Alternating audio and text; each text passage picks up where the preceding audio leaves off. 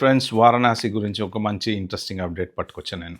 So మీరందరూ subscribe చేసుకున్నారు కదా, ప్లీజ్ చేసుకోండి. ఎందుకంటే ఇంట్రెస్టింగ్ న్యూస్ మన దాంట్లో వస్తున్నాయి కదా, ఎప్పటికప్పుడు లేటెస్ట్ టక్ టక్ టక్ టక్ వచ్చేస్తున్నాయి కదా. మరి సబ్స్క్రైబ్ చేసుకుంటే నాకు కూడా కొంచెం హ్యాపీగా ఉంటుంది.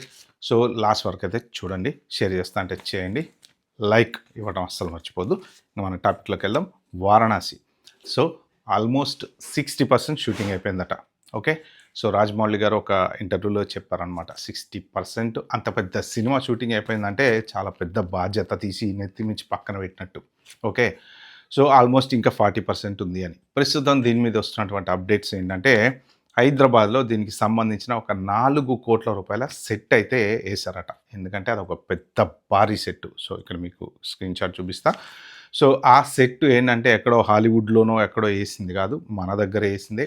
ఆ సెట్లో ఇప్పుడు ఈ షూటింగ్ అనేది జరగబోతుంది. అంటే ఒక భారీ సీన్‌కి సంబంధించినటువంటి సన్నివేశం అక్కడ జరగబోతుంది అని చెప్పి చెప్తున్నారనమాట.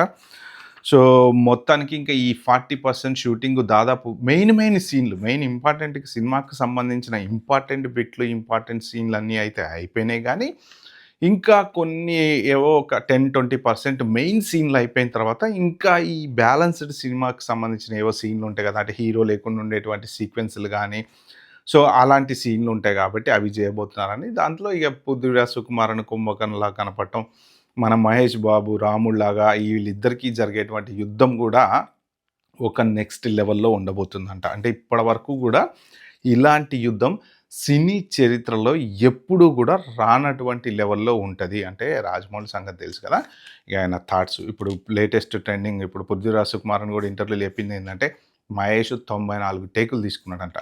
మహేష్ 94 టేకులు తీసుకున్నాడు అంటే మహేష్ బాబుకి యాక్టింగ్ రాదని అర్థం కాదా. ట్రోలింగ్ కూడా జరిగింది దీని మీద. సో ఇక్కడ ఏంటంటే 94 టేకులు మహేష్ బాబుకి యాక్టింగ్ రాదని అర్థం కాదు. ఎందుకంటే ఆయన సాటిస్ఫై కాలే డైరెక్టర్. ఇప్పుడు ఒక టేకు అయిపోయిన తర్వాత ఒక్క హీరో మీద ఫేస్ పెట్టే ఉండదు అక్కడ, చుట్టుపక్కల కూడా సీన్లు ఉంటాయి. తర్వాత ఇప్పుడు శ్రీరాముడు గెటప్ వేస్తున్నాడు. శ్రీరాముడి గెటప్ వేసినప్పుడు ఏదన్నా ఒక ఎక్స్ప్రెషన్, ఆ రాముడికి సంబంధించిన ఎక్స్ప్రెషన్ రాజమౌళికి నచ్చి ఉండకపోవచ్చు. సో ఇప్పుడు ఒక యాక్టర్ ఇచ్చేటువంటి ఎక్స్ప్రెషన్ డైరెక్టర్కి నచ్చకపోవచ్చు. ఎందుకంటే డైరెక్టర్ లెవెల్లో థింక్ చేస్తుంటాడు. ఎలా అంటే ఒక ఆడియన్ లాగా, ఒక థియేటర్లో కూర్చొని సినిమా చూస్తే ఆయన ఎలాంటి ఎక్స్ప్రెషన్ ఎక్స్పెక్ట్ చేస్తాడో అలాంటి ఎక్స్ప్రెషనే. ఎందుకంటే ఆ సీన్ 1 సెకండ్ వచ్చిపోయినా సరే, ఫ్రాక్షన్ ఆఫ్ సెకండ్స్ వచ్చిపోయినా సరే, దాంట్లో కూడా ఒక ఇంపార్టెంట్ విజువల్ అనేది, విజువల్ వండర్స్ అంటారు వీటన్నిటిని, విజువల్ అనేది ఉంటుంది కాబట్టి. అయితే ఇన్ని టేకులు తీసుకున్నా ఫైనల్గా సాటిస్ఫై అయితే ఖచ్చితంగా అవుతారు డైరెక్టర్, డెఫినెట్గా ఏదో ఒక సీన్లో అయితే. ఏంటంటే దీనికి సంబంధించిన ఒక ఇంపార్టెంట్ ఇన్ఫర్మేషన్ రాజమౌళి గారు ఇంటర్వ్యూలో చెప్పారు. ఏంటయ్యా అంటే, ఇది ఒక తండ్రి కొడుకుల కథ. ఇది ఒక్క చోట మొదలయ్యి ఒక చోట ఎండ్ అయ్యేది కాదు. ఆఫ్రికాలో అంటార్కిటికా మంచులు, ఆ స్నో అంటార్కిటికాలో మంచు ఎలా ఉంటుందో తెలుసు కదా, ఆ మంచు పర్వతాల్లో ఉంటాయి అన్నమాట అక్కడ ఎక్కువ. అక్కడికి వెళ్ళి షూటింగ్లో, అంటే ఎంత మైనస్ టెంపరేచర్లో వెళ్ళి షూటింగ్ తీస్తున్నారు అనేది కూడా ఇంపార్టెంట్ అనమాట. అక్కడ కొన్ని సీన్లు ఉంటాయి అనేసి.